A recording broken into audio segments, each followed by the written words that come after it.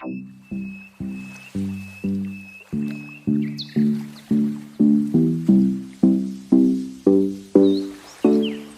Swastiastu, selamat pagi semuanya.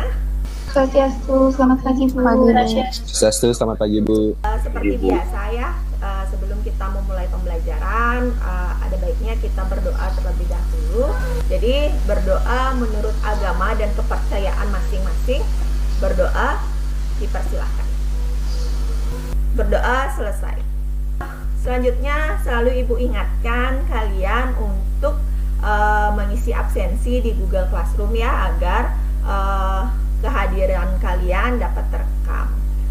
Nah, sebelum kita ke pembelajaran inti ya, mari kita ingat-ingat dulu kembali materi yang sudah kita pelajari pada pertemuan-pertemuan sebelumnya. Jadi ada beberapa permasalahan dalam kombinasi ini yang memerlukan juga konsep dari aturan penjumlahan ataupun aturan perkalian ini.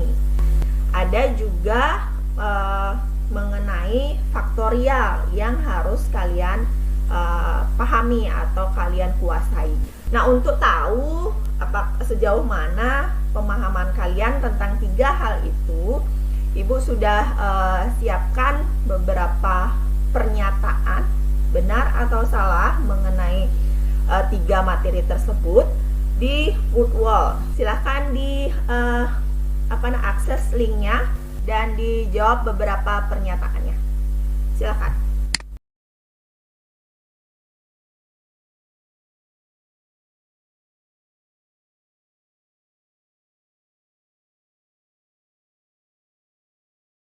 Nah, selanjutnya saya akan membagikan video juga untuk dapat memberikan bayangan kepada kalian apa sih sebenarnya permasalahan yang dapat diselesaikan dengan kombinasi.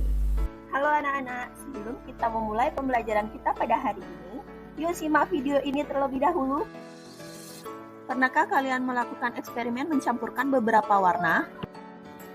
Jika kalian mengambil warna merah, kemudian mencampurkannya dengan kuning menghasilkan warna jingga, apakah akan menghasilkan warna yang sama jika kalian mengambil warna kuning, kemudian mencampurkannya dengan merah? Nah, kejadian seperti ini adalah kejadian yang tidak memperhatikan urutannya. Lalu, jika kalian ingin mengkombinasikan dua warna dari 4 warna yang kalian miliki, ada berapa warna yang akan dihasilkan? Nah, bagaimana cara memastikannya agar tahu apakah ada kombinasi warna yang terlewat? Untuk dapat menjawab pertanyaan itu, mari kita pelajari materi kita pada hari ini.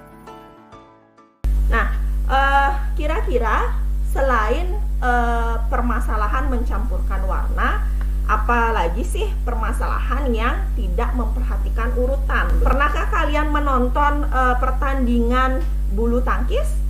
Pernah Bu. Ya, ketika memasangkan Susi Susanti dengan Taufik Hidayat misalkan, sama nggak artinya ketika yang main itu atau yang dipasangkan itu Taufik Hidayat dan juga Susi Susanti? Sama atau tidak artinya? Sama Bu. Ya, tentu sama, karena yang bermain tetaplah mereka berdua, begitu kan? Ya, jadi kejadian itu juga tidak perlu kita memperhatikan urutannya, siapa yang pertama, siapa yang kedua. Nah, jadi kejadian yang seperti itu dapat diselesaikan dengan cara kombinasi ya, yang akan kita pelajari pada hari ini. Kemudian bagaimana caranya, kemudian bagaimana konsepnya, bagaimana cara menyelesaikan permasalahannya. Nah, itu semua yang akan kita pelajari pada hari ini ya, sekaligus menjadi tujuan pembelajaran kita. Ya, untuk sesi yang pertama ini saya cukupkan dulu. Saya akhiri dengan Parama Santi ya. Om Santi Santi Santi Santi Om. Silakan ke Google Classroom ya.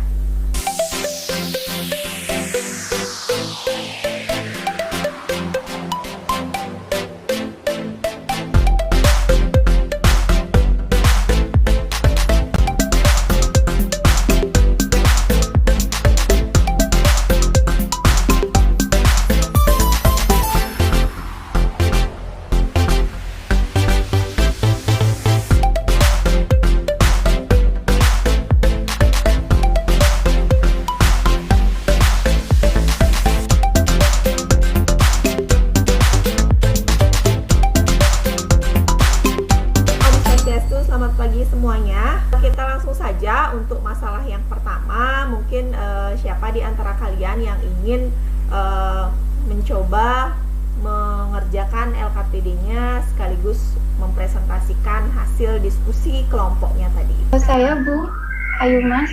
Oke, Ayu Mas, silahkan. Baik, perkenalkan nama saya Ayu Mas. Saya sebagai perwakilan akan membacakan hasil diskusi terkait masalah 1. Pasangan yang memungkinkan, yang pertama pasangan 1 terdiri dari Agung, pasangan 2 terdiri dari Bayu dan Duni, pasangan 3 terdiri dari Agung dan Bayu, pasangan 4 bisa terdiri dari Dewa dan juga Doni, pasangan 5 yaitu Agung dan juga Doni, dan yang pasangan ke-6 merupakan Dewa dan Bayu. Sehingga dari diagram di atas, maka terdapat 6 pilihan siswa sebagai peserta Olimpiade tingkat kota. Dengan menggunakan faktorial dan dihubungkan dengan banyak siswa, dan banyak siswa yang akan dipilih, maka dapat dijabarkan sebagai berikut. Faktorial 4 dibagi dengan 4 dikurang 2, kemudian difaktorialkan, dikali dengan 2 faktorial, yakni 24 dibagi dengan 2 dan dikali 2, yaitu 24 dibagi 4, yang hasilnya adalah 6. Kemudian, dilanjutkan juga dengan permasalahan yang sama seperti masalah 1. Jika terdapat 5 orang siswa, akan dipilih 3 orang untuk mengikuti Olimpiade Matematika. Maka berapa banyak pilihan siswa yang mungkin sebagai peserta Olimpiade tingkat kota? Sehingga pasangan 1, ketika tidak memperhatikan urutan, yang memungkinkan pasangan 1 merupakan Deki Suki, Sisuka dan juga Nobita. Kemudian di pasangan 2 dapat berupa Deki Suki, Sisuka dan juga Jayan. Kemudian pada pasangan ketiga dapat berupa Deki Suki, Sisuka dan juga Sunio. Kemudian pada pasangan 4 dapat berupa Deki Suki, Nobita dan juga Jayan. Kemudian pada pasangan 5 dapat berupa Deki Sugi, Nobita dan juga Sunio. Pasangan 6 terdiri dari Deki Suki, Jayan, dan juga Sunio. Kemudian di pasangan 7 dapat berupa Sisuka, Nobita, dan juga Jayan. Pasangan 8 dapat berupa Sisuka, Nobita, dan juga Sunio. Dan pasangan 9 terdiri dari Nobita, Jayan, dan juga Sunio. Pada pasangan 10 dapat berupa Nobita, Jayan, dan juga Sunio. Sehingga dari diagram di atas, maka terdapat 10 pilihan siswa sebagai peserta Olimpiade tingkat kota. Oke, masalah yang kedua, siapa yang ingin mencoba mengerjakan dan... Ya Bu, mau coba. Silakan. Terima kasih atas waktunya yang diberikan kepada saya. Saya akan mencoba untuk menyelesaikan masalah 2 ini. Jadi di warna pertama, itu udah merah, kuning, dan hijau. Oke. Untuk warna kedua, dapat dihasilkan dari warna kuning, merah, dan biru. Kemudian untuk di warna ketiga dapat dihasilkan dari warna hijau, biru, dan merah. Kemudian di warna keempat, warna yang dihasilkan oleh warna 4 dapat dihasilkan dari warna biru, kuning, dan hijau. Ya. Dari diagram di atas maka terdapat 4 warna yang dapat dihasilkan. Dengan menggunakan faktorial dan dihubungkan dengan banyak warna dan banyak warna yang disebutkan, maka dapat dijabarkan sebagai berikut. Jadi 4 faktorial dibagi 4 dalam kurung 4 ruang 3 faktorial kali 3 faktorial sama dengan 4. Oke, yang selanjutnya masih ada lagi tentang yang tabel-tabel tersebut. Silakan, siapa? Satria bisa, Satria? Boleh Bu, Ya.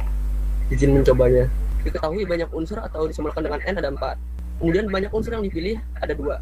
Kemudian cara menentukan N faktorialnya dengan cara 4 faktorial. Sama dengan 4 dikalikan 3, ini 12, dikalikan 2, 24, dikali 1, 24. Hasil akhirnya. Kemudian untuk K faktorialnya 2 faktorial. Sama dengan 2 dikalikan dengan 1, hasilnya 2. Kemudian N min K faktorialnya 4 dikurangi 2. Kerjakan dulu yang di dalam kurung baru difaktorialkan. 4 min 2, 2 faktorial, 2 kali 1 hasilnya sama dengan 2. Kemudian yang terakhir kita masukkan nilai-nilai tadi, yakni 4 faktorial per 4 min 2 faktorial, 2 faktorial. Di sini sudah diketahui tadi 4 faktorial nilainya 24. 4 min 2 faktorial, di sini hasilnya 2, dikalikan dengan 2 faktorial, hasilnya 2. 24 dibagi dengan 2 dikali 2. 24 dibagi 4 hasilnya sama dengan 6. Kemudian untuk permasalahan baris kedua, banyak unsur atau disimbolkan dengan N diketahui ada 5. banyak unsur yang dipilih ataukah, yakni 3. Untuk n faktorialnya menjadi 5 faktorial. Sama dengan 5 dikalikan dengan 4, dikalikan dengan 3, dikalikan dengan 2, dikalikan dengan 1. Hasilnya sama dengan 120. Kemudian, untuk k faktorialnya di sini diketahui karena k-nya 3, maka 3 faktorial. Sama dengan 3 dikalikan dengan 2, dikalikan dengan 1. Hasilnya sama dengan 6. N min k faktorialnya berarti kita kurungkan dulu 5 dikurangi 3 faktorial sama dengan 2 faktorial. 2 faktorial itu artinya 2 dikalikan dengan 1. Hasilnya sama dengan 2. Kemudian untuk mengisi kolom terakhir kita tinggal masukkan saja nilai-nilai yang sudah dihitung tadi, yakni untuk n faktorialnya ini 5 min 3 faktorial dikalikan dengan 3 faktorial. 5 faktorial 120, kemudian 5 min 3 faktorial, ini tadi sudah diketahui 2 hasilnya. Kemudian untuk 3 faktorial hasilnya 6. Jadi 120 dibagi 2 dikalikan dengan 6, 120 dibagi 12 hasilnya adalah 10. Nah, poin yang penting adalah pada tabel tersebut adalah bagian yang baris terakhir. Ketika ada banyak unsur n, kemudian banyak unsur yang dipilih adalah r gitu ya, maka untuk kolom yang terakhir maka jadinya adalah n faktorial dibagi dengan n min r faktorial dikali dengan r faktorial, ya, di mana bentuk itu adalah rumus dari kombinasi itu. Nah, sebenarnya kalau misalkan masalahnya atau banyak unsur yang ada sedikit, tentunya kalian bisa memasangkan atau mencari berapa sih sebenarnya pasangannya atau kombinasinya dengan sangat mudah tanpa menggunakan rumus kombinasi tersebut. Nah, tetapi para ilmuwan matematika kita ini ingin mencari suatu cara, bagaimana sih caranya agar memastikan apa yang kita pasangkan itu tidak ada yang terlewat, atau banyaknya pasangan-pasangan atau pilihan-pilihan yang sudah kita susun itu sudah mewakili semua yang harus ada begitu. Nah, kalian bisa menggunakan rumus kombinasi ini dengan memperhatikan tentunya bahwa permasalahan yang mau digunakan cara kombinasi itu adalah kejadian-kejadian yang tidak memperhatikan urutan. Jadi hal yang saya sampaikan tadi itu sudah sekaligus memberikan suatu kesimpulan dari apa yang sudah kita pelajari hari ini.